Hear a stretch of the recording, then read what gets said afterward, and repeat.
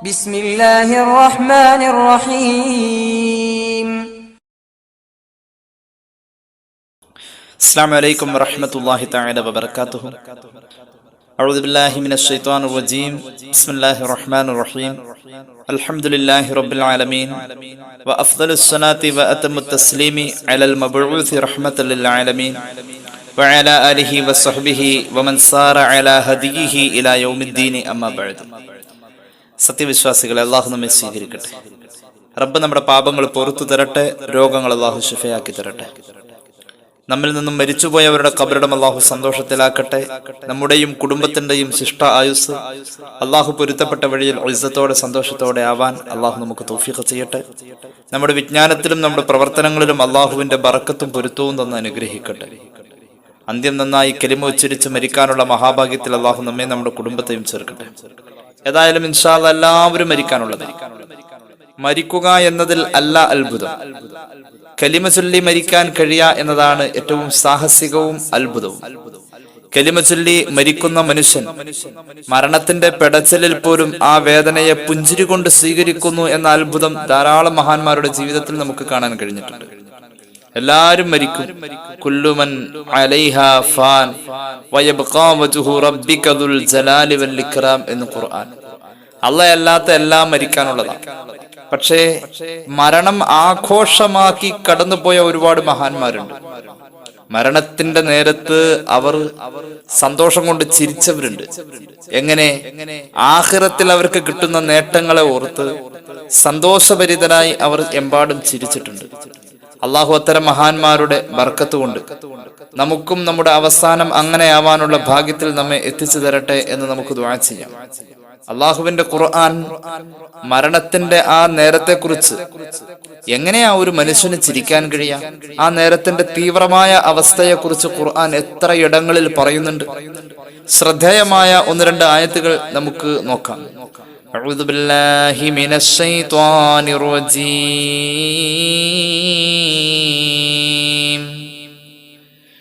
ബിസ്മില്ലാഹിർ റഹ്മാനിർ റഹീം.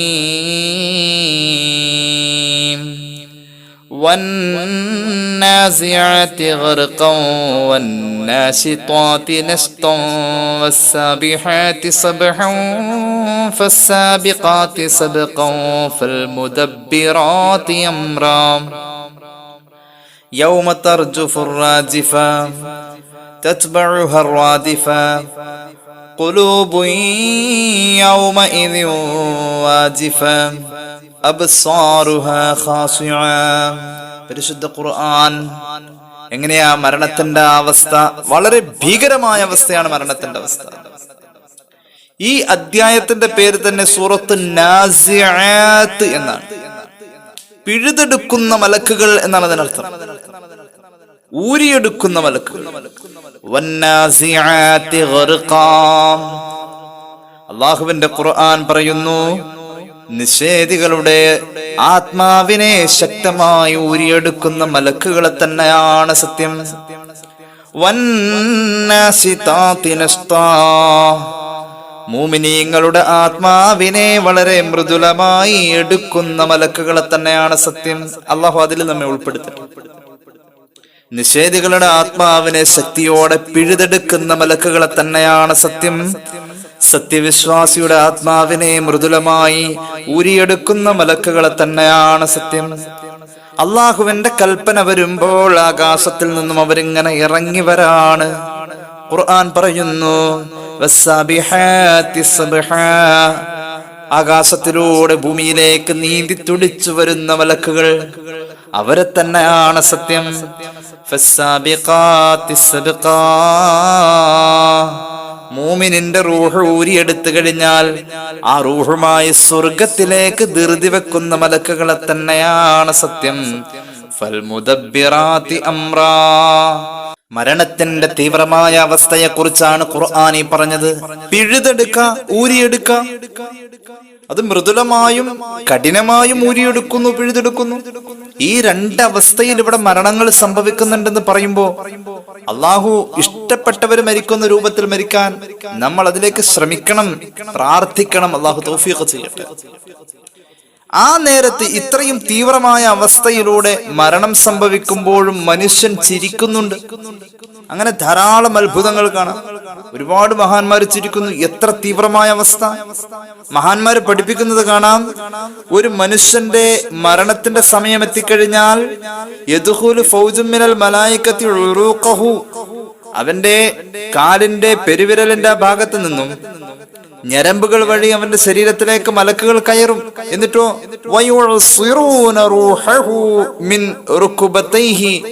തോർത്ത് നനഞ്ഞാൽ അതിൽ നിന്നും വെള്ളം പിഴിഞ്ഞെടുക്കുന്ന പോലെ, ഒരു തുണിയിൽ നിന്നും വെള്ളം പിഴിഞ്ഞെടുക്കുന്ന പോലെ ഈ മനുഷ്യന്റെ ശരീരത്തിലെ ആത്മാവിനെ മലക്കുകൾ ഇങ്ങനെ പിഴുതെടുക്കും. ഒന്നാമത്തെ സംഘം മലക്കുകൾ കയറുന്നു.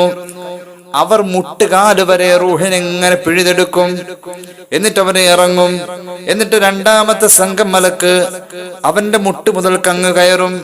പിന്നെ അവര് പിഴുതെടുക്കും റൂഹിനെ പൊക്കിള് വരെ. പിന്നെ മൂന്നാമത്തെ സംഘം വയറിൽ നിന്ന് അങ്ങോട്ട് കയറാണ്, നെഞ്ചു വരെ.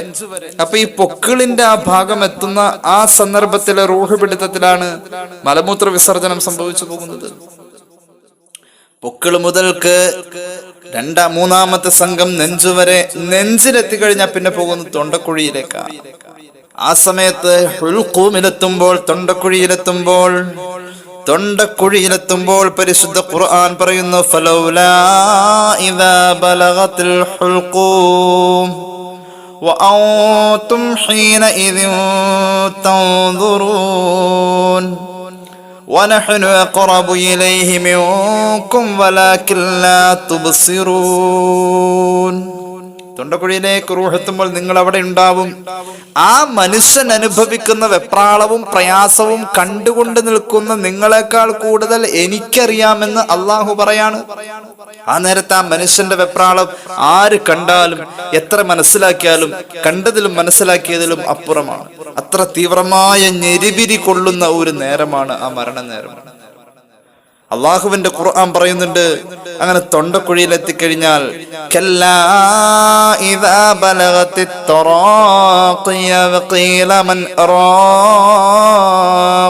എടങ്ങേറങ്ങ് കൂടുമ്പോ ഒന്ന് മന്ത്രിക്കാൻ ആരെങ്കിലും ഉണ്ടോ എന്നവൻ വിളിച്ചു ചോദിക്കുന്ന അത്രത്തോളം അവൻ പരിഭ്രാന്തനായി.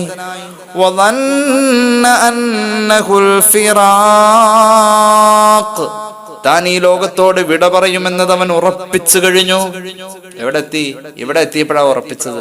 അവിടുന്ന് താഴേന്ന് പിടിച്ചു വന്നപ്പോഴൊന്നും ഉറപ്പായിണ്ടായില്ല. ഇവിടെ എത്തിയപ്പോ ഉറപ്പിച്ചു, എന്തായാലും ഇത്തവണ മരിക്കുമെന്ന് ഉറപ്പായി.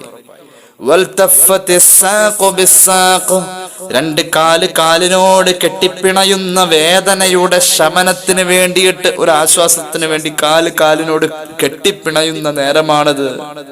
ഇലാ റബ്ബിക യൗമഇദിനിൽ മസാഖ്, കൊണ്ടുപോകപ്പെടുന്നത് അല്ലാഹുവിലേക്ക്. അല്ലാഹു നമ്മോട് കരുണ ചെയ്യട്ടെ. മരണത്തിന്റെ ഈ തീവ്രമായ നിമിഷം ചിലര് ചിരിക്കും, പുഞ്ചിരിച്ചു മരിക്കാൻ രണ്ട് കാര്യം ശ്രദ്ധിച്ചാൽ മതി ജീവിതത്തിൽ. ഒന്നാമത്തേത് ദീനിന് ഖിദ്മത്ത് ചെയ്യാം. രണ്ടാമത്തേത് അള്ളാഹുവിന്റെ ഹബീബ് സല്ലല്ലാഹു അലൈഹി വസല്ലം തങ്ങളെ, അവിടുത്തെ സുന്നത്തിനെ മഹബ്ബത്ത് വെക്ക, ഇഷ്ടപ്പെടാ, അനുധാവനം ചെയ്യാം. ഈ രണ്ട് കാര്യം ജീവിതത്തിൽ ഉണ്ടെങ്കിൽ ഏതൊരു സാധാരണക്കാരനും ചിരിച്ചു മരിക്കാൻ കഴിയും. ഏതൊരു സാധാരണക്കാരന്റെയും പുഞ്ചിരിയോടുകൂടിയ മരണത്തിന് ഈ രണ്ട് കാര്യം മതി. ഒന്ന് ദീനിന് ഖിദ്മത്ത് ചെയ്യാം, രണ്ടാമത്തേത് മുഹമ്മദ് റസൂൽ സല്ലല്ലാഹു അലൈഹി വസല്ലം തങ്ങളോടുള്ള ഇത്തിബാഇൽ ഒരു മഹബ്ബത്ത് ഉണ്ടാവാ, അവിടുത്തെ ഇഷ്ടപ്പെടാ, അവിടുത്തെ ചര്യകളെ പിൻപറ്റുന്നതിൽ താല്പര്യം കാണിക്കാം. ഇൻഷാ അല്ലാഹ് ചിരിച്ചു മരിക്കാൻ പറ്റും. മരണത്തിന്റെ തീവ്രമായ അവസ്ഥ സയ്യിദുനാ ഈസാ അലൈഹിസ്സലാത്തു വസ്സലാം അല്ലാഹു റബ്ബുൽ ഇസ്സത്തിന്റെ പ്രവാചകത്വം തന്റെ ജനതയിൽ പറഞ്ഞ് അവരെ തൗഹീദിലേക്ക് ക്ഷണിക്കുമ്പോ ഒരുപാട് മുഅ്ജിസത്തുകൾ കാണിക്കേണ്ടി വന്നിട്ടുണ്ട്. ആ സമയത്ത് മഹാനവറുകൾ മരിച്ചവരെ ജീവിപ്പിച്ചുകൊണ്ടിരിക്കുന്ന ഒരു വലിയ അത്ഭുതത്തിൽ അത് നേരിട്ട് കണ്ടിട്ടും നിഷേധിച്ചുകൊണ്ട് ഒരു വിഭാഗം ആളുകൾ വന്നിട്ട് പറഞ്ഞു, ഇദാകാന ഹദീസുന വലഅല്ലഹു ലമകും മയ്യിത, താങ്കൾ മരിച്ചോരെ ജീവിപ്പിക്കുന്നത് വയസ്സന്മാരെ ഒന്നുമല്ല, താങ്കൾ മരിച്ചോരെ ജീവിപ്പിക്കുന്നത് ചെറുപ്പക്കാരെയാണ്. അവരാവട്ടെ മരിച്ചിട്ട് ഒരുപാട് നാളാകുന്നതിന് മുമ്പേ തന്നെ താങ്കൾ ജീവിപ്പിക്കുന്നുണ്ട്. ഞങ്ങൾ പറയുന്നു യഥാർത്ഥത്തിൽ അവർ മരിച്ചിട്ടില്ല എന്നാ. താങ്കൾ ഈ കാണിക്കുന്നത് ഒരു മായാജാലമാണ്, അല്ലാതെ യഥാർത്ഥത്തിൽ ഇതൊരു മുഅ്ജിസത്തല്ല. ഈസാ അലൈഹിസ്സലാത്തു വസ്സലാമിനോട് അവർ ആവശ്യപ്പെടാണ്, ഫഅഹ്യി ലനാ മൻ മാത ഫി സമാനിൽ അവൽ. പഴയ കാലത്ത് മരിച്ചുപോയ ആളുകളുടെ ഖബർ കാണിച്ചു തന്നാൽ അവിടെ നിന്നും മരിച്ചവരെ ജീവിപ്പിക്കോ? മരണത്തിന്റെ തീവ്രതയാണ് ഈ പറയുന്നത്. ഈസാ അലൈഹിസ്സലാത്തു വസ്സലാം പറഞ്ഞു, നിങ്ങൾ ആരെ വേണമെങ്കിലും കാണിച്ചു തന്നോ, മരിച്ചവരെ ഞാൻ ജീവിപ്പിക്കാം. തൗഹീദിന് വേണ്ടി നിങ്ങൾ അല്ലാഹനെ വിശ്വസിക്കണം. അവര് പറഞ്ഞു, എന്നാൽ ഞങ്ങൾക്ക് ഈസാ അലൈഹിസ്സലാത്തു വസ്സലാമിന്റെ വരവിന്റെയും ഏകദേശം 4000 കൊല്ലം മുന്നേ മരിച്ചുപോയ സാം നബി അലൈഹിസ്സലാം, നൂഹ് നബിയുടെ മകൻ, അദ്ദേഹത്തിന്റെ ഖബർ ചൂണ്ടിയിട്ട് പറഞ്ഞു, ഈ ഖബറാളിയെ എല്ലാവർക്കും അറിയാം, ഇത് സാം നബിയുടെ ഖബറാണെന്ന് അലൈഹിസ്സലാം. ഈ ഖബറാളിയെ എഴുന്നേൽപ്പിച്ചതാ. ഈസാ അലൈഹിസ്സലാം ആ മഹാനെ ഖബറിൽ നിന്നും വിളിച്ചെഴുന്നേൽപ്പിക്കാൻ വേണ്ടി അള്ളാഹുവോട് ദുആ ചെയ്യാണ്. അതിനു മുന്നേ 2 റക്അത്ത് നിസ്കരിച്ചു. എന്നിട്ട് ഖബറിന്റെ സമീപത്ത് ചെന്നുകൊണ്ട് മഹാനായ സാം നബിയെ ഈസാ നബി വിളിച്ചെഴുന്നേൽപ്പിച്ചു. അദ്ദേഹം ഖബറിൽ നിന്ന് എഴുന്നേറ്റ് വന്നപ്പോ മഹാനായ സാം നബി അലൈഹിസ്സലാത്തു വസ്സലാമിനെ ഈസാ അലൈഹിസ്സലാം കാണുന്നു, സംസാരിക്കുന്നു. അപ്പോൾ സാം നബി അലൈഹിസ്സലാത്തു വസ്സലാമിന്റെ തലമുടിയൊക്കെ നരച്ചിരിക്കുന്നത് ഈസാ നബി കാണാണ്. ഈസാ നബി സാം നബിയോട് ചോദിക്കാണ്, അലൈഹിസ്സലാം, അല്ലോ സാമേ, താങ്കളുടെ തലമുടി നരച്ചിരിക്കുന്നു. നര എന്ന് പറയുന്ന സംവിധാനം മനുഷ്യ ശരീരത്തിൽ അള്ളാഹു വെക്കുന്നത് അങ്ങയുടെ ശേഷം വന്ന ഇബ്രാഹിം നബിയിലല്ലേ? അതുകൊണ്ട് അങ്ങയുടെ 2000 കൊല്ലങ്ങൾക്ക് ശേഷം ഉണ്ടായിട്ടുള്ള നര എന്തേ ഇപ്പോ അങ്ങയുടെ തലയിൽ കാണപ്പെടുന്നു എന്ന് ചോദിച്ചപ്പോൾ മഹാനായ സാം നബി അലൈഹിസ്സലാത്തു വസ്സലാം പറയുകയാണ്, സമിഅ്തു നിദാഅക ഫളനന്തു അന്നൽ ഖിയാമത ഖദ് ഖാമത ഫശാബ റഅസി വലഹിയതി മിനൽ ഹൗൽ. അങ്ങനെ ഖബറിന്റെ സമീപത്ത് വന്ന് വിളിച്ചപ്പോ ആ പ്രകമ്പനം കേട്ട് ഞാൻ ചിന്തിച്ചു പോയത് ഖിയാമത്ത് നാളായെന്നാ. ആ പ്രകമ്പനത്തെ ഞാൻ ഭയന്നുപോയി, ഖിയാമത്ത് നാളിന്റെ ആണെന്ന് വെച്ച്. ആ സമയം ഖിയാമത്ത് നാളിന്റെ പ്രകമ്പനമാണെന്ന് ഞാൻ ചിന്തിച്ചതോടുകൂടെ എന്റെ തലമുടിയും താടിരോമങ്ങളും ശരീരത്തിന്റെ രോമങ്ങളൊക്കെ നരച്ചുപോയതാണ്. മഹാനായ സാം നബിയോട് ഈസാ നബി ചോദിക്കുന്നുണ്ട്, എത്ര കൊല്ലം മുന്നെയാണ് അങ്ങ് മയ്യത്തിന്റെ രൂപത്തിൽ ഈ ഖബറിലെത്തിയത്? സാം നബി പറയുന്നുണ്ട്, 4000 കൊല്ലം മുന്നേ. എന്നിട്ടോ എന്താണ് അങ്ങേക്ക് പറയാനുള്ളത്? സാം നബി അലൈഹിസ്സലാം ഈസാ നബി അലൈഹിസ്സലാമിനോട് പറയാണ്, 4000 കൊല്ലം മുന്നേ മരിച്ചുപോയ ഞാൻ, ഫമാ ദഹബ അന്നി അലമു സകറാത്തിൽ മൗതി വ മുറാറതുഹു, മരണത്തിന്റെ കൈപ്പേറിയ അനുഭവമോ മരണത്തിന്റെ ആ പ്രയാസങ്ങളോ എന്റെ ശരീരത്തിൽ നിന്നും ഇപ്പോഴും അത് വിട്ടുമാറിയിട്ടില്ല ഈസാ നബിയെ. അത്രത്തോളം തീവ്രമായ ഒരു അനുഭവമാണ് ഓരോ ശരീരത്തിനും മരണം. ആ അനുഭവത്തിൽ ഇങ്ങനെ ഇരിക്കുമ്പോഴും മനുഷ്യൻ ചിരിക്കും. ചിരിച്ചു മരിച്ച എത്ര ആളുകളെ നമ്മൾ കണ്ടിട്ടുണ്ട്. അങ്ങനെ എങ്ങനെ ചിരിക്കാൻ കഴിയും? 2 കാര്യങ്ങൾ ജീവിതത്തിൽ ശ്രദ്ധിച്ചാൽ മരണനേരത്ത് ചിരിക്കാൻ കഴിയും. ഒന്നാമത്തേത് അള്ളാഹുവിന്റെ ദീനിന് ഖിദ്മത്ത് ചെയ്യാ. ചെറുതാണെങ്കിൽ ചെറുത്, വലുതാണെങ്കിൽ വലുത്, കഴിയുന്ന പോലെ റബ്ബിന്റെ ദീനിന് ഖിദ്മത്ത് ചെയ്യാ. അള്ളാഹുവിനെ സഹായിക്കലാണ് ദീനിന് ഖിദ്മത്ത്. യാ അയ്യുഹല്ലദീന ആമനൂ ഇൻ തൻസുറുല്ലാഹ യൻസുറുകും വയുസബ്ബിത് അഖ്ദാമകും. അള്ളാഹുവിന്റെ ദീനിനെ നിങ്ങൾ സഹായിച്ചാൽ അള്ളാഹു നിങ്ങളെ സഹായിക്കുമെന്ന് ഖുർആൻ. അവസാന സമയത്ത് അള്ളാഹു നിങ്ങളെ സഹായിക്കും. വയുസബ്ബിത് അഖ്ദാമകും, അവസാന നേരത്ത് നിങ്ങളുടെ കാലിടറാതെ അള്ളാഹു നിങ്ങളെ പിടിച്ചു നിർത്തുമെന്ന് ഖുർആൻ. അള്ളാഹു നമുക്ക് തൗഫീഖ് ചെയ്യട്ടെ. വിശ്രമം നമുക്ക് വേണ്ട. അള്ളാഹുവിന്റെ ഖിദ്മത്ത്, ദീനിന്റെ ഖിദ്മത്തിലായിട്ട് നമുക്ക് ജീവിക്കണം. അള്ളാഹു നമുക്ക് തൗഫീഖ് ചെയ്യട്ടെ. നമ്മുടെ മഹാന്മാരായ പൂർവികരൊക്കെ അങ്ങനെയാണ് ജീവിച്ചത്. മറ്റുള്ളവരുടെ നന്മക്ക് വേണ്ടിയിട്ട് ജീവിച്ചു. അതിനുവേണ്ടി അവർ വിശ്രമമില്ലാതെ പണിയെടുത്തു. അങ്ങനെയുള്ളവർക്ക് നാളത്തേക്കുണ്ട്. ഇന്നാ നഹ്നു നുഹ്യിൽ മൗതാ വനക്തുബു മാ ഖദ്ദമു വആസാറഹും. അവർ മുന്നേ ചെയ്തു പോയ സൽക്കർമ്മങ്ങളും അവർ ചെയ്തു വെച്ചതിന്റെ പിന്നാലെ ജനങ്ങൾക്ക് നന്മയായി തുടരാൻ കഴിയുന്ന കർമ്മങ്ങളും അവർക്ക് അള്ളാഹു മായാത്ത രേഖയായി എത്തിക്കുമെന്ന് ഖുർആൻ. അള്ളാഹു നമുക്ക് തൗഫീഖ് ചെയ്യട്ടെ. അപ്പൊ നമ്മുടെ മുൻകഴിഞ്ഞ മഹത്തുക്കൾ അവരെ ലോക ചരിത്രത്തിൽ അനുസ്മരിക്കപ്പെടുന്നു, ആദരിക്കപ്പെടുന്നു. അവരുടെ മരണത്തെ നമ്മൾ ആലോചിക്കുമ്പോൾ, ചിന്തിക്കുമ്പോൾ ആ മരണം അവർക്ക് ആഘോഷമായിരുന്നു. ഈ അർത്ഥത്തിൽ നമ്മുടെയും മരണത്തെ എത്തിക്കാൻ നമുക്ക് കഴിയും. അള്ളാഹുവിന്റെ ഹബീബ് സല്ലല്ലാഹു അലൈഹി വസല്ലമ തങ്ങളുടെ പ്രിയ സ്വഹാബി അബൂബക്കർ സിദ്ദീഖ് റളിയല്ലാഹു അൻഹുവിന്റെ മരണം എങ്ങനെയായിരുന്നു?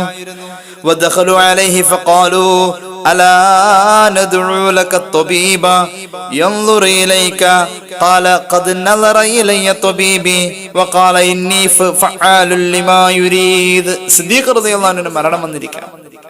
മരണാസന്നനായ സിദ്ദീഖ് റളിയല്ലാഹുവിന്റെ അടുക്കലേക്ക് സ്വഹാബികൾ കടന്നു ചെന്നു. എന്നിട്ട് പറഞ്ഞു, അങ്ങേക്ക് വേണ്ടിയിട്ട് നല്ലൊരു ഡോക്ടറെ വിളിക്കട്ടെ. ആ ഡോക്ടർ വന്ന് യൻദുറിയിലേക്ക് അങ്ങയെ സൂക്ഷിച്ച് പരിശോധിക്കും, അങ്ങയുടെ പ്രയാസങ്ങളൊക്കെ നോക്കും. നല്ലൊരു ഡോക്ടറെ വിളിക്കട്ടെ. മരണം ഉറപ്പായി, എന്നാലും ആശ്വസിപ്പിക്കാൻ വേണ്ടിയിട്ട് പറയാണ് ജനങ്ങൾ. മഹാനവറുകൾ പറഞ്ഞു, ഖദ് നളറ ഇലയ്യ തബീബി, എന്റെ ഡോക്ടർ എന്നെ നോക്കിയിട്ടുണ്ട്, എന്റെ ഡോക്ടർ എന്നെ നോക്കിയിട്ടുണ്ട്. ആ ഡോക്ടർ എന്നോട് ഒരു കാര്യവും പറഞ്ഞിട്ടുണ്ട്, ഇന്നി ഫഅാലു ലിമാ യുരീദ്, ഞാൻ ഉദ്ദേശിച്ചതൊക്കെ ചെയ്യും, ഞാൻ ഉദ്ദേശിച്ചതേ ഇവിടെ ചെയ്യലുള്ളൂ, വേറെ ആർക്കും ഒന്നും ചെയ്യാൻ കഴിയില്ല. ആ ഡോക്ടർ എന്നോട് അങ്ങനെ പറഞ്ഞിട്ടുണ്ടെന്ന് സയ്യിദുനാ സിദ്ദീഖ് റളിയല്ലാഹു അൻഹു. മരണത്തെ ഭയന്നില്ല, മരണം ആഘോഷമായിരുന്നു. ചില ചരിത്ര ഗ്രന്ഥങ്ങളിലും മഹാനവറുകളുടെ മനാഖിബ് പറയുന്ന സീറകളിലും ഒക്കെ നമുക്ക് കാണാൻ കഴിയും, മുഹമ്മദ് റസൂൽ സല്ലല്ലാഹു അലൈഹി വസല്ലം തങ്ങളുടെ അടുക്കിലേക്ക് പോകാൻ വേണ്ടി ധൃതി വെച്ചിരുന്നു എന്ന്.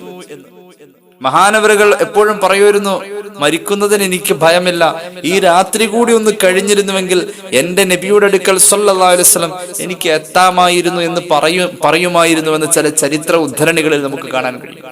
ആയിഷ റളിയല്ലാഹു അൻഹയെ വിളിച്ചിട്ട് പറയരുത്, മോളെ ഈ രാത്രി കൂടി ഒന്ന് കഴിഞ്ഞു കിട്ടിയാൽ ഉപ്പാക്ക് അള്ളാന്റെ ഹബീബ് സല്ലല്ലാഹു അലൈഹി വസല്ലം തങ്ങളുടെ അടുക്കിലേക്ക് പോവായിരുന്നല്ലോ. മരണത്തെ ആഘോഷമാക്കാണ്, മരണത്തെ കുറിച്ച് സന്തോഷിക്കുകയാണ്. മഹാന്മാർ അങ്ങനെയായിരുന്നു. മഹാനായ ഇമാം അബൂ ഹനീഫത്തുൽ കൂഫി റഹ്മത്തുള്ളാഹി അലൈഹി മരിച്ചത് എങ്ങനെയാണ്, വഫാത്തായത് എങ്ങനെയാണ്? റളിയല്ലാഹു അൻഹു സുജൂദിൽ കിടന്ന് വഫാത്തായി. ഇമാം ശാഫിഈ റളിയല്ലാഹു അൻഹുവിന്റെ വഫാത്ത് റജബ് 29-നാണ്. വെള്ളിയാഴ്ച രാവിൽ മഹാനായ ഇമാം ശാഫിഈ റളിയല്ലാഹു അൻഹു ഇശാ നിസ്കാരത്തിന് ശേഷം റജബ് 29-ന് വഫാത്താവാം. ഒരുപാട് പേരങ്ങനെ. ഇമാം അഹ്മദ് ബിൻ ഹംബൽ റളിയല്ലാഹു അൻഹു റബീഉൽ അവ്വൽ 12 വെള്ളിയാഴ്ച ളുഹാ നിസ്കരിച്ച ശേഷമാണ് മഹാനവറുകൾ വഫാത്താകുന്നത്. മരണത്തിന്റെ നേരത്ത് മരണം ആഘോഷമാവാം, അവർക്ക് സന്തോഷാണ്. നഫീസത്തുൽ മിസ്രിയ റളിയല്ലാഹു അൻഹ നോമ്പോടുകൂടെ വഫാത്താകുന്നു. അതും ഖുർആൻ ഓതിക്കൊണ്ട് സൂറത്തുൽ അൻആം ഓതിക്കൊണ്ടിരിക്കുമ്പോ ഇങ്ങനെ അങ്ങ് നോക്കിക്കഴിഞ്ഞാൽ മഹാനായ ശംസുൽ ഉലമാ നവ്വറല്ലാഹു മർഖദ എങ്ങനെയാ വഫാത്തായത്?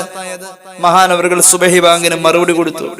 നമ്മൾ കഴിഞ്ഞ ദിവസം പറഞ്ഞു, സൂറത്ത് യാസീൻ കൂടെ നിന്നവർ ഓതി, ചുറ്റും കൂടിയവർ ഓതി, അവരുടെ കൂടെ യാസീനും ഓതി. സുബഹി ബാങ്ക്, യാസീൻ അങ്ങ് തീരെ സുബഹി ബാങ്ക് വിളിക്കാം. ബാങ്കിന് ഉത്തരവും കൊടുത്തു. ബാങ്കിന്റെ അവസാനത്തെ വചനത്തിന്റെ മറുപടി തന്റെ ജീവിതത്തിന്റെ അവസാനത്തെ വചനമായി ശൈഖുനാ ശംസുൽ ഉലമാ. ഒരുപാട് മഹാന്മാർ അങ്ങനെയാ ജീവിച്ചതും മരിച്ചതും. അള്ളാഹു നമുക്ക് തൗഫീഖ് ചെയ്യട്ടെ. അപ്പോൾ മരണത്തിന്റെ തീവ്രമായ സമയത്ത് പോലും മഹാന്മാര് ചിരിച്ചും അതുപോലെ തന്നെ അവർ കലിമ ചൊല്ലിയും ഒക്കെ മരിക്കുന്ന അത്ഭുതങ്ങൾ നമ്മൾ കാണാം. എങ്ങനെയാ ആ വേദനയുടെ സമയത്ത് വളരെ താല്പര്യപൂർവ്വം അതുപോലെ തന്നെ വളരെ ആരോഗ്യപരമായും കലിമയെ സ്ഫുടമായി ഉച്ചരിച്ചുകൊണ്ടും ചിരിച്ചുകൊണ്ടും അവർക്ക് മരിക്കാൻ കഴിയാം. അതൊരു അത്ഭുത. മഹാനായ അല്ലാമ ഇഖ്ബാൽ നവ്വറല്ലാഹു മർഖദ വഖദ്ദസല്ലാഹു സിർറഹുൽ അസീസ് എന്ന ലോകം കണ്ട ഏറ്റവും വലിയ ദേശസ്നേഹിയും അതുപോലെ തന്നെ ഭാഷാ സ്നേഹിയും അതുപോലെ തന്നെ പ്രവാചക സ്നേഹിയുമായ മഹാനവറുകൾ, ആ മഹാന്റെ പിതാവിന്റെ മരണം തന്നെ ലോക ചരിത്രത്തിൽ ചർച്ചയാണ്. അല്ലാമ ഇഖ്ബാൽ നവ്വറല്ലാഹു മർഖദ, ആ മഹാനുഭാവന്റെ പ്രിയപ്പെട്ട പിതാവ് മരിച്ചു കിടന്ന ശേഷം ചിരിക്കുമായിരുന്നു, പുഞ്ചിരിക്കും. മഹാനായ ശൈഖ് നൂർ മുഹമ്മദ് നവ്വറല്ലാഹു മർഖദ, ഇഖ്ബാലിന്റെ വാപ്പ നവ്വറല്ലാഹു മർഖദ, ശൈഖ് നൂർ മുഹമ്മദ് നവ്വറല്ലാഹു മർഖദ മഹാനവറുകൾ മരിച്ചിട്ട് കിടന്ന് ചിരിച്ച മനുഷ്യനാണ്. ഇഖ്ബാലിന് സംശയമായി. അല്ലാമ ഇഖ്ബാല് വാപ്പാടെ മൂക്കിന്റെ താഴെ ഇങ്ങനെ കൈവച്ചു നോക്കി. വാപ്പാക്ക് ശ്വാസമുണ്ടോ? ശ്വാസമില്ല, പക്ഷെ മയ്യത്ത് ചിരിക്ക. മഹാനായ നൂർ മുഹമ്മദ് ആരാണ്? ശൈഖ് നൂർ മുഹമ്മദാന ഇഖ്ബാൽ എന്ന് പറയുന്ന ഒരു മഹാനായ പ്രവാചക സ്നേഹിയെ ലോകത്തിന് കൊടുക്കുമ്പോ ഈ വാപ്പ ആരായിരുന്നു? ചില്ലറക്കാരനല്ല. ഈ മഹാൻ എങ്ങനെയാ ജീവിച്ചത്? ഏതാനും തലമുറകൾക്ക് മുമ്പ് ദീൻ സ്വീകരിച്ച കാശ്മീരി ബ്രാഹ്മണ കുടുംബത്തിന്റെ അംഗമായിരുന്നു മഹാനായ നൂർ മുഹമ്മദ്. ഇഖ്ബാലിന്റെ കുടുംബ പരമ്പര പാരമ്പര്യ മുസ്ലിങ്ങളൊന്നുമല്ല. കാശ്മീരിൽ നിന്നും ഒരു ബ്രാഹ്മണ കുടുംബം ഇസ്ലാമിൽ വന്ന ആ തലമുറയിലാണ് മഹാനായ ഇഖ്ബാൽ ഉള്ളത്.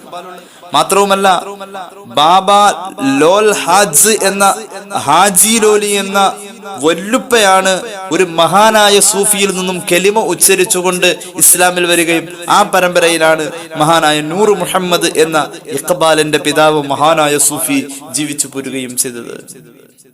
മഹാനായ ഇഖ്ബാലിന്റെ വാപ്പ ഷെയ്ഖ് നൂർ മുഹമ്മദ് വലിയ സൂഫിയും ബുദ്ധിമാനും അതുപോലെ തന്നെ വലിയ അഭിമാനിയുമായിരുന്നു. അദ്ദേഹത്തിന്റെ രൂപം തന്നെ വെളുത്ത ശരീരം, വെളുത്ത താടിരോമത്തിലൂടെ മൈലാഞ്ചി തേച്ചു പിടിപ്പിച്ചിട്ട് ഇടയിൽ നരബാധിക്കാത്ത കറുത്ത രോമവും കൂടി അതിങ്ങനെ സംഗമിച്ച് കാണുമ്പോൾ വല്ലാത്ത ഭംഗിയായിരുന്നു. വെളുത്ത ശരീരത്തിൽ ചുവപ്പും കറുപ്പും കലർന്ന ആ താടിരോമങ്ങൾ ഇങ്ങനെ ഇടതൂർന്നു നിൽക്കുന്നത് വലിയ ഭംഗിയായിരുന്നു എന്നാണ് ചരിത്രത്തിൽ കാണാൻ കഴിയുന്നത്. ഭൗതിക വിദ്യാഭ്യാസം കുറവായിരുന്നു. മഹാനവറുകൾക്ക് എഴുത്തും വായനയും കൃത്യമായി അറിയില്ലായിരുന്നു. ഇഖ്ബാലിന്റെ വാപ്പയുടെ യോഗ്യതയാണ് ഈ പറയുന്നത്. പക്ഷേ ഖാദിരിയ ത്വരീഖത്തിന്റെ ശൈഖായിരുന്നു, മരിച്ച ശേഷം ചിരിച്ച മഹാൻ. മാത്രവുമല്ല, ഈ മഹാനുഭാവൻ കയ്യിൽ എപ്പോഴും ഇങ്ങനെ ചിത്രത്തുന്നൽ നടത്തിക്കൊണ്ടിരിക്കുന്ന ഒരു സ്വഭാവം. വെറുതെ ഇരിക്കില്ല, ചിത്രത്തുന്നൽ, ഇങ്ങനെ ചിത്രങ്ങൾ തുന്നും കൈകൊണ്ട്. നല്ല ടൈലറായിരുന്നു, നല്ല തയ്യലുകാരനായിരുന്നു. മഹാനവറുകൾ എപ്പോഴും ഇങ്ങനെ അധ്വാനിച്ചുകൊണ്ടിരിക്കും. ഈ അധ്വാനം പലരുടെയും ശ്രദ്ധ ആകർഷിച്ചിട്ടുണ്ട്. മഹാനായ ഇഖ്ബാലിന്റെ വാപ്പാക്കൊരിക്കൽ ഒരു ഉദ്യോഗസ്ഥൻ ഒരു തയ്യൽ മിഷൻ സംഭാവനയായി കൊടുത്തു, സന്തോഷിപ്പിച്ചു. ഇഖ്ബാൽ അത് സ്വീകരിച്ചു. ഇഖ്ബാലിന്റെ പിതാവ് അത് സ്വീകരിച്ചു. ഇഖ്ബാലിന്റെ പിതാവിന് തയ്യൽ മിഷൻ ഒരു ഉദ്യോഗസ്ഥൻ, ആ നാട്ടിലൊരു ഉദ്യോഗസ്ഥൻ കൊടുത്തു. മഹാനവറുകൾ ഇത് സ്വീകരിച്ചു. വലിയ സൂഫിയാണ്, എല്ലാവരും പാരിതോഷികങ്ങളൊക്കെ കൊടുക്കും. ഹറാമും ഹലാലും കൃത്യമായി തിരിച്ചറിഞ്ഞ് അതിന്റെ വകഭേദം കൃത്യമായി അന്വേഷിച്ചുകൊണ്ടാണ് അത് ഉപയോഗിക്കുകയുള്ളൂ. മഹാനായ ഇഖ്ബാലിന്റെ പിതാവ് ഷെയ്ഖ് നൂർ മുഹമ്മദ് എന്ന് പറയുന്ന ഈ മഹാനെ ജനങ്ങൾ ബാബ എന്നും അതുപോലെ തന്നെ മിയാൻജി എന്നുമൊക്കെ വളരെ ബഹുമാനത്തോടുകൂടെ വിളിക്കുന്ന ആ മഹാനെ കാണാനും പാരിതോഷികങ്ങൾ കൊടുക്കാനും ദുആ ചെയ്യിപ്പിക്കാനും ഒക്കെ ധാരാളം ആളുകൾ വരുമായിരുന്നു. ഇഖ്ബാലിന്റെ വാപ്പയെ കാണാം. കൂട്ടത്തിൽ ഒരു ഉദ്യോഗസ്ഥൻ വന്നു. അദ്ദേഹം കൊടുത്തത്, ഈ മഹാൻ എപ്പോഴും തയ്യൽ പണിയെടുക്കുന്നത് കൊണ്ട് ഒരു തയ്യൽ മിഷൻ കൊടുത്തു. പക്ഷേ ആ മിഷൻ കൊണ്ട് തയ്ച്ചുണ്ടാക്കിയതിന്റെ പൈസ ഇഖ്ബാലിന്റെ ഉമ്മ മഹദിയായ ഇമാം ബീവി റളിയല്ലാഹു അൻഹ മാറ്റിവെച്ചു.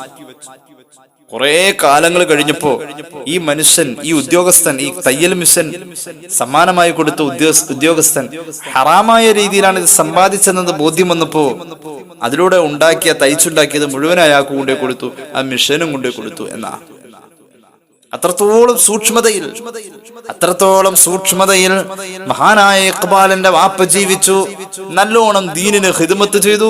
മുഹമ്മദ് റസൂൽ സല്ലല്ലാഹു അലൈഹി വസല്ലം തങ്ങളെ ഇത്തിബാ ചെയ്യുന്നതിൽ വലിയ താല്പര്യക്കാരനായിരുന്നു. സുബഹി നിസ്കാരം കഴിഞ്ഞ വീട്ടിലേക്ക് വരുമ്പോ സുബഹിയുടെ ജമാഅത്തിൽ മകൻ തന്റെ കൂടെ പള്ളിയിലുണ്ടാകും. ഇഖ്ബാൽ റഹ്മത്തുള്ളാഹി അലൈഹി 3 ആൺമക്കളും 4 പെൺമക്കളുമായിരുന്നു മഹാനവറുകൾക്കുണ്ടായിരുന്നത്. സുബഹി നിസ്കാരം കഴിഞ്ഞ് വീട്ടിലേക്ക് വരുമ്പോ വാപ്പ വൈകിയ നിസ്കാരം കഴിഞ്ഞ് പള്ളിയിൽ നിന്ന്. അപ്പോഴേക്കും മകൻ ഇഖ്ബാല് ജമാഅത്ത് കഴിഞ്ഞ് ദുആയൊക്കെ കഴിഞ്ഞ് നേരെ വീട്ടിൽ ചെന്നാൽ ഖുർആൻ ഇങ്ങനെ പാരായണം ചെയ്യും. അപ്പൊ വാപ്പ ഇങ്ങനെ പതുക്കെ കയറി വരും വീട്ടിലേക്ക്. തല താഴ്ത്തിപ്പിടിച്ച് ഖുർആന്റെ ശബ്ദത്തിന്റെ മുന്നിൽ വിനയത്തോടുകൂടെ മഹാനായ ഇഖ്ബാലിന്റെ വാപ്പ ഷെയ്ഖ് നൂർ മുഹമ്മദ് ഇങ്ങനെ പതുക്കെ വരും. എന്നിട്ട് മകന്റെ ഖുർആൻ പാരായണം അങ്ങനെ വീടിന്റെ അകത്തൂടെ നടന്ന് കേൾക്കും. എന്തൊരു രസമായിരുന്നു ഇഖ്ബാലിന്റെ ഖുർആൻ പാരായണം. നവ്വറല്ലാഹു മർഖദ. ഒരു ദിവസം മകനെ ഇങ്ങനെ ചേർത്ത് പിടിച്ചിട്ട് വാപ്പ പറഞ്ഞു, മോനെ, ഈ ഓതുന്ന വചനങ്ങൾ വഹിയായി അവതരിച്ചത് നിന്റെ ജീവിതത്തിന്റെ മാത്രം ഒരു ഉപദേശമാണെന്ന് കണക്കുകൂട്ടി ഇത് നിന്നോടുള്ള ഉപദേശമായിട്ട് നീ അങ്ങ് ഓതിയാൽ നിനക്ക് നന്നാവാം. ഇഖ്ബാൽ അതോടുകൂടെ ഖുർആൻ അർത്ഥം പഠിക്കാൻ തീരുമാനിച്ചു. അർത്ഥമറിഞ്ഞ് പിന്നെയുള്ള ഇഖ്ബാലിന്റെ ഖുർആൻ പാരായണം കരച്ചിലായിരുന്നു. വാപ്പയുടെ ഒരു ഉപദേശം, വാപ്പ ഖുർആൻ നിനക്കുള്ള ഉപദേശമാണെന്ന് നീ ചിന്തിച്ചു ഓതണമെന്ന് പറഞ്ഞതോടുകൂടെ. ഇങ്ങനെയൊക്കെയാണ് ഓരോ മഹാന്മാരും ലോകത്തുണ്ടായിട്ടുള്ളത്. അവരുടെ അവസാനം, അവർ മരിച്ച ശേഷം ചിരിച്ചതും മരിക്കാൻ നേരം ചിരിച്ചതുമൊക്കെ അള്ളാഹു അവർക്ക് കൊടുത്ത അംഗീകാരം ഞാൻ സുദീർഘമാക്കുന്നില്ല. മഹാനായ ഇഖ്ബാൽ നവ്വറല്ലാഹു ബർഖദ ഒരു കേവല പുസ്തകത്താളുകളിൽ ഒതുങ്ങിപ്പോയ ഒരു രാജ്യസ്നേഹി എന്നോ അല്ലെങ്കിൽ ഏതെങ്കിലും ഒരു സാരജഹാംസ അച്ഛ ഉണ്ടാക്കിയ ഒരു കവി എന്നോ പരിമിതപ്പെടുത്തല്ലേ.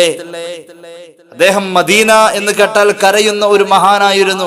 അദ്ദേഹത്തെ ലോകത്തിന് സമ്മാനിച്ച വാപ്പയുടെ അവസ്ഥയെ കുറിച്ചപ്പോ നമ്മൾ പറഞ്ഞത്. ഇങ്ങനെ ഒരു മകൻ ലോകത്തൊരു അത്ഭുതമായി പിറക്കുമെന്ന് ആ വാപ്പാക്ക് എത്രയോ വർഷങ്ങൾക്ക് മുന്നേ അള്ളാഹു സ്വപ്നത്തിലൂടെ അറിവ് നൽകിയിട്ടുണ്ട്. വാപ്പ സ്വപ്നം കാണാണ്. സ്വപ്നത്തിലൊരു വിശാലമായ മൈതാനം. ഈ വിശാലമായ മൈതാനത്തിൽ ധാരാളം ആളുകൾ ഇങ്ങനെ ഓടി നടക്കാം ഒരു വെള്ളരി പ്രാവിനെ പിടിക്കാൻ വേണ്ടി. ആ പ്രാവ് എല്ലാവരുടെയും കൈത്തണ്ടിന്റെ തൊട്ടടുത്ത് ചെല്ലും, പിന്നെ അങ്ങ് മുകളിലേക്ക് ഉയരും, പിന്നെ പ്രാവ് താഴേക്ക് വരും. ആളുകൾ ഇങ്ങനെ മത്സരിച്ച് ഓടി. ഒരുപാട് ആളുകളുണ്ട്. അവസാനം പ്രാവ് താഴെ വന്നു. നേരെ വന്ന് മഹാനായ ശൈഖ് നൂർ മുഹമ്മദ് നവ്വറല്ലാഹു മർഖദ മഹാനവറുകളുടെ മടിയിൽ വന്നിരുന്നു. അവിടെ വന്നിരുന്നിട്ട് പ്രാവ് അദ്ദേഹത്തിന്റെ കൈത്തണ്ടിൽ തലോടി അതിനെ താലോലിക്കാൻ പറ്റും വിധം സൗകര്യമായി ഇരുന്നു കൊടുത്തു. ശൈഖ് നൂർ മുഹമ്മദ് സ്വപ്നത്തിൽ നിന്നും ചാടി എഴുന്നേറ്റു. അദ്ദേഹത്തിന് മൂന്നാമത് ഒരു കുഞ്ഞ് പിറക്കാനുണ്ട്. 2 ആൺമക്കൾ നിലവിലുണ്ട്. മൂന്നാമത്തെ ഒരു കുഞ്ഞ് പിറക്കാനുണ്ട്. ആ പൊന്നുമോനാണ് താൻ സ്വപ്നത്തിൽ കണ്ട ഈ വെള്ളരിപ്രാവ്, മദീനയിലേക്ക് പറന്നു പോകേണ്ട പ്രാവ് എന്ന സൂചനയിൽ പൊന്നുമോനെ കുറിച്ച് നേരത്തെ ആശ്വസിച്ചു, സന്തോഷിച്ചു, പ്രതീക്ഷിച്ചു. ഇത്രയും വലിയൊരു ബന്ധം റബ്ബുമായി ഉണ്ടാക്കിയ ഈ മഹാൻ മരിച്ചു കടന്ന ശേഷം ചിരിച്ചിട്ടുണ്ട് എന്നാണ് ചരിത്രത്തിൽ കാണുന്നത്. ചുരുക്കി പറഞ്ഞാൽ മരണം ആഘോഷമാക്കിയ മഹത്വക്കൾ നമ്മുടെ മുന്നിലൂടെ കടന്നു പോയപ്പോ അവർ അവസാനം പുഞ്ചിരിച്ചു മരിക്കാൻ വേണ്ടി സമ്പാദിച്ചു വെച്ചത് 2 കാര്യങ്ങളാ. ഒന്ന് ദീനിനുള്ള ഖിദ്മത്തും, 2 ഹബീബായ നബി കരീം സ്വല്ലല്ലാഹു അലൈഹി വസല്ലം തങ്ങളോടുള്ള മഹബ്ബത്തുമായിരുന്നു. ഇത് രണ്ടും നമ്മുടെ ജീവിതത്തിൽ ഉണ്ടെങ്കിൽ ഇൻഷാ അല്ലാഹ് ചിരിച്ചു തന്നെ മരിക്കാൻ കഴിയും. അള്ളാഹു തൗഫീഖ് ചെയ്യട്ടെ.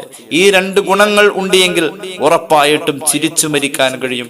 അള്ളാഹു തൗഫീഖ് ചെയ്യട്ടെ. പുഞ്ചിരിച്ചു മരിക്കുന്നവരിൽ അള്ളാഹു നമ്മെ ചേർക്കട്ടെ.